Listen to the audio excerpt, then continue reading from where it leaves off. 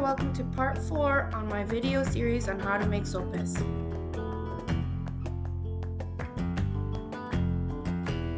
After your sopes are fried and your toppings are ready, it's time to assemble them. Start by putting a layer of refried beans, your choice of protein, onions and cilantro, the table cream we made on the last video, queso fresco and salsa.